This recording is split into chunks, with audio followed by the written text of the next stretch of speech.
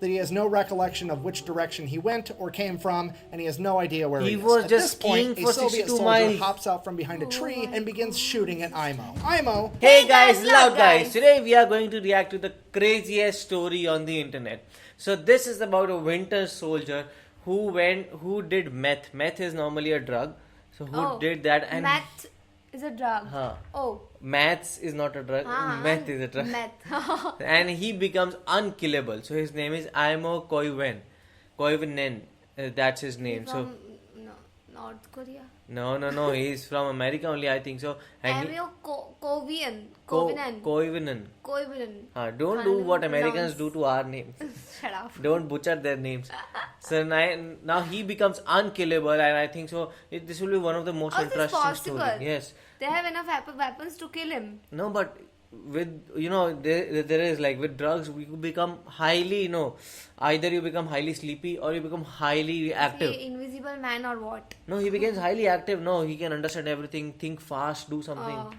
And so we'll see what happens in this video. Let's start this video. Military Special Forces guys doing meth while skiing. Did I get your attention?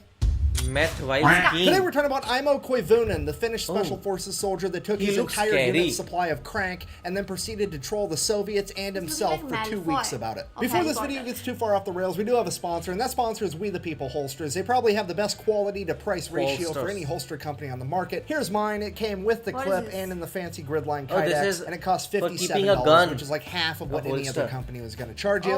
If you wanted to check them out, I'll have a link and a discount code down below. Let's get to this story. March 18th, 1944, Aimo and his friends, a small group of Special Forces Finnish soldiers, have just finished conducting a 3-day-long ski patrol and are returning back to base when they are ambushed by an entire platoon of Soviet soldiers. They have nowhere near enough men to fight back. They have to retreat and get away. In order to do so, they go off the beaten path and attempt to blaze their own trail through unpacked snow. Aimo, as fate would have it, would be the point man, having to do the majority of the work as far as beating down the unpacked snow goes. Now, they've been out skiing for 3 days straight. Everybody's exhausted, but the level of work that Aimo is having to dish out is almost unbearable, and he's unable to set a pace that is going to allow them to escape. And the Soviets are catching up. So Aimo decides to take the high road, reaches into his pocket, and pulls out a bottle, and inside of that bottle is all of his and his buddy's supply of Pervitin. Aimo had been given all of it because everybody knew that Aimo didn't care for taking Pervitin, and this meant that Aimo would keep it safe and nobody else would dip into it when they weren't supposed to. And if you don't know, Pervitin is the German miracle drug that came out in 1938, also known as meth. And just to be clear, this isn't like Jesse Pinkman cooking it in the back of a van, putting chili powder in it. This is high-quality pharmaceutical-grade nose torque, okay? This is inhalable horsepower, and this man's about to take some. Goddamn right. So Aimo pops off the lid and he wants to dump a single pill into his hand, which is the recommended dose. The problem is the Pervitin has been sitting in his pocket, half of it warm against his body, the other half getting cold against the outside of his jacket, and it is now congealed into one gigantic meth nugget, and the whole nugget falls into his mitten. He's unable to break off a singular piece because, well, he has mittens on and he doesn't have the dexterity, so he says, fuck it, and eats the entire nugget of meth. Oh my god. Oh my god. You understood what it is? So, clubbed into all the things and he ate the whole. You can never do that. Why would you do that? God. This much of meth. Terrible reaction. And you know, one he said was like too much. Too much. And having all these. I think we saw in that one movie. What? Like they were, consuming back to back because it was Wolf of Wall Street. Remember that scene? No, but they were doing it for fun to just enjoy I know, it. but they were like, it's not reacting, and they were consuming constantly. Then it attacked them in one go. So this also person like attacked, like ate the whole. I think so he could have broken it off, but I think so it is too cold. So it was in Finland. He might not have that patience. Might break be. it. 30 pills at one point. Okay, fast forward like 35 seconds. Aimo feels incredible. He is a new man. He has gone from dragging ass to tripping balls, and he has had a life-altering revelation that he has been put on this planet to do two things and two things only, and that is to outrun the Soviets and steal catalytic converters, and those aren't even going to be invented for like another 35 years. So guess what we're doing? We're outrunning these Soviets. This man begins blazing a path through unpacked snow quicker than anybody ever has, ever. And the Soviets are just watching these guys take off like a rocket, like... They've gone to plaid. Over the course of the next hour, they managed to outrun the Soviets so bad that they just gave up. So they finally stopped, they regrouped, they wanted to see if anybody had been shot, they wanted to make sure everybody was doing okay before they carried on with their mission and journeyed back home. At that point, Aimo did not sit still. He is pacing, he's walking around, he's talking to himself, and that's when his buddies realized, oh boy, Aimo is higher than draft pussy on a fucking extension ladder. We gotta do something. So they decide it's probably a good idea to take away all of his ammunition and his knife so he doesn't hurt himself or somebody else. Why would he do that? They take the ammo away from him, they turn around, they go to put it in somebody else's backpack so they can carry it, turn back around, Aimo is fucking gone. Fast forward an unspecified amount of time later, and Aimo wakes up, looks around, has no idea where he is. You see, Aimo had blacked out. And when I say blacked out, I don't mean he laid down and fell asleep. I mean he proceeded to ski 62 miles in a random direction and then laid down and fell asleep. And he is now just waking up, realizing that he has no recollection of which direction he went or came from, and he has no idea where he is. Was at just this point, skiing for a Soviet 62 soldier miles. hops out from behind a tree and begins shooting at Aimo. Aimo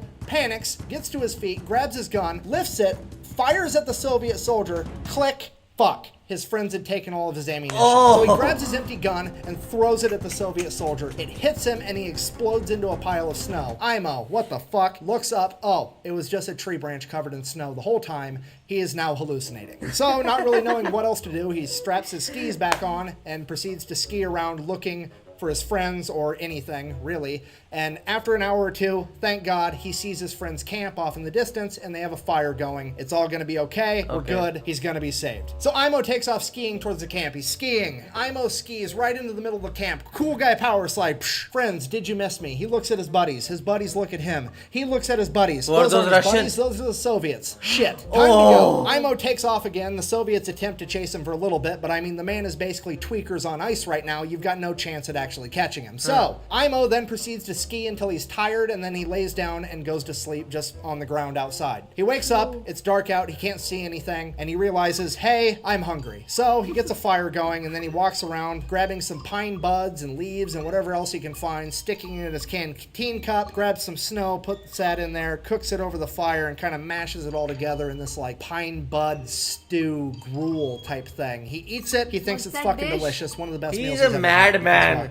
Meth. Then he goes back to bed. Wakes back up, still full of energy, decides that he's going to go look for his buddies more. He skis around, he skis and he skis all day long, and then he finds a cabin. He walks up to the cabin, grabs a doorknob. It's real. It's not a hallucination. So, next thing, he strips all the copper out of it. No, I'm just kidding. He opens the door because it's unlocked, because this is a tradition in this part of the world where there's, you know, people could freeze to death. You just leave the cabin unlocked in case somebody is in Aimo's situation. Wow. You don't want them to freeze to death. So, Aimo goes inside, he gets a fire going. Now, because of the meth, Aimo elects to light the fire in the middle of the cabin on the floor rather than in the fireplace because, you know, obviously. Meth. He then proceeds to go to bed, and all throughout the night, the fire keeps getting hotter and hotter, so he keeps, like, shimmying away from it and shimmying away from it over and over again. I think that the house finally, his back hits a wall, and he wakes up and realizes that the entire cabin is on fire. So he's like, oh, shit. So he gets up, goes outside the cabin, puts his back against the wall of the outside of the cabin, and then goes back to sleep.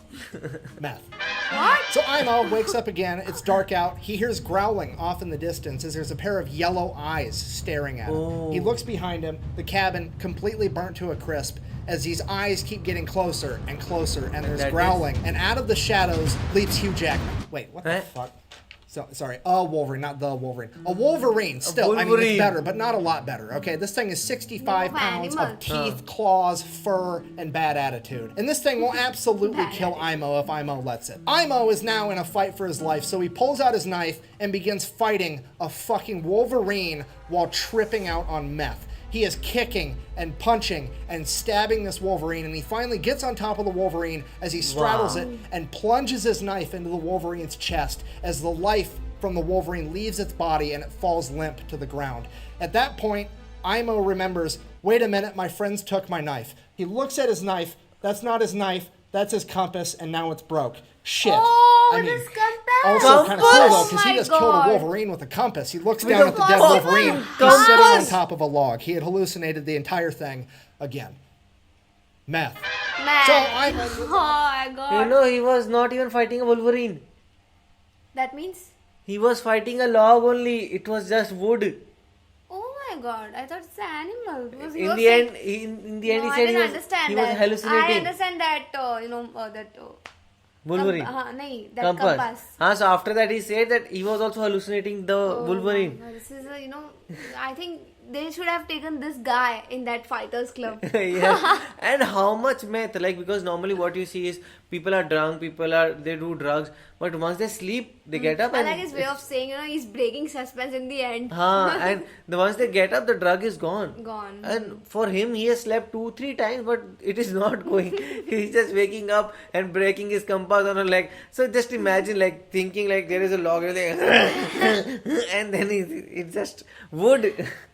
Interesting. Aimo gets up off the log that he just killed, looking around, not knowing what to do. In the darkness of night, he sees a fire off in the distance. So he straps on his skis and starts making his way towards that fire. And he's skiing, and he's skiing, and he's skiing all night long. And he's going, and he's going, and this fucking fire is not getting any closer. It's almost like it's running from him, and he keeps going towards it, and towards it longer and longer. And finally, dawn breaks, and Aimo realizes that he's been chasing the North Star, thinking it was a fire for like the last 8 hours. Because meth. So now it's morning. Aimo still has no idea where he's going. So it's like, well, better find some copper. I mean, my friends. He's got to find his friends. So he just starts skiing around looking for any signs of human life at this point. And he's skiing and he's skiing and he's going and he's going. And he finally comes across this abandoned German forward observational base. And he starts making his way towards it. The problem with this was, whenever the Germans abandoned something in World War II, they usually booby-trapped it. And that's what happened here because Aimo skis over a landmine, blowing up his foot, throwing him to the ground. And Aimo's like, that's it. I'm dead for sure. There's no way I'm making it out of this. And he just lays there. We have no idea how long he laid there. He said he laid there for a week, but that dude's high as a kite on meth. He could have been there for 45 minutes. We have no idea. But he lays there and he lays there, literally too high to die. And then he just gets bored and he's like, fine, I'll live. And he gets up and he starts walking back towards the base again. He makes it all the way to the building, grabs a doorknob. Well, at least the base is real. The landmine sure as fuck was real. The base better be real. The base is real, grabs a doorknob, opens the door. That's booby trap 2. Blows up in his face, yeets him 30 yards the other direction as he lands flat on his back with the door on top of him. And he's like, okay, now for sure I'm gonna die. Dead, yeah. There's no way I'm making it out of this. He should be dead. I'm done. And he just lays there. He completely gives up and he just waits for death to come get him. And he's laying there, and 1 day passes, and 2 days pass, and 3 and 4 and 5 and 6. 7 days pass, and he's still just laying there like, this is taking forever. And then finally, some Finnish soldiers come up and are like, hey, you want some help? And he's like, holy shit, yeah, that'd be great. So the Finnish guys start making their way over to him, and then one of them steps on a fucking landmine. And then the other 2 Finnish soldiers are like, well, we can only save one of you, and we're going to save the guy that we came with. If we get this guy saved, we'll let him know to come back and save you later. Peace, goodbye. And just left him laying there again. So he thinks to himself, maybe if I can survive a couple more days, I might actually make it out of this. So he starts trying. He gets a little fire going next to him. He starts melting snow in his canteen cup to drink water to hydrate. A Siberian jay at some point lands next to him, and he takes a ski pole and smacks it to death, pulls the Siberian jay over to him, grabs it, and just Ozzy Osbournes this bird raw, just eats the whole thing, trying to get any amount of calories inside of him. And then, after 3 more days, they come back and they save Aimo, and he completely blacks out. Aimo comes to, he's in a Finnish hospital, where he's informed that he has been missing for 14 days, and they found him 250 miles from where he originally departed his friends. He now weighs a mere 95 pounds and has a resting heart rate, currently, of 200 beats per minute, 14 days after taking all of the meth. So Aimo proceeds to do the logical thing, makes a full recovery, and lives a long, happy life until passing away at 71 in 1989, because he's Finnish, and that's just how they get down. Yeah, if you're not picking up what I'm trying to tell you, this man actually may have seen Star Wars, the original series, in theater. Okay? Could you imagine him taking his kids to the movie theater just being like, we didn't call it the Force back in my day. We called it Pervidin. Seriously, it's pretty funny that the only 2 Finnish soldiers that I know off the top of my head are Aimo and Simo Hoya. Simo, deadliest sniper of all time, over 500 kills. Aimo, the most unkillable tweaker ever. Don't worry, this story keeps going. Meth.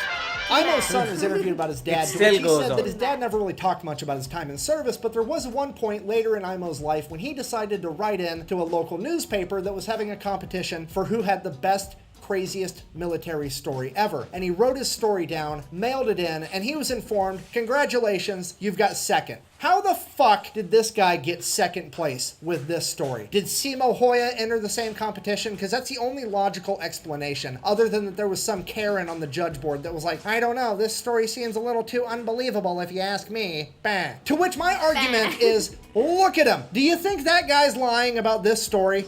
Do you really? Because homeboy looks like he's about to hit a T intersection and go straight, okay? That's not hair product. He just moves that fucking fast now. There's no way he's lying about this story, and I'm legitimately mad he didn't win this fucking competition for some reason.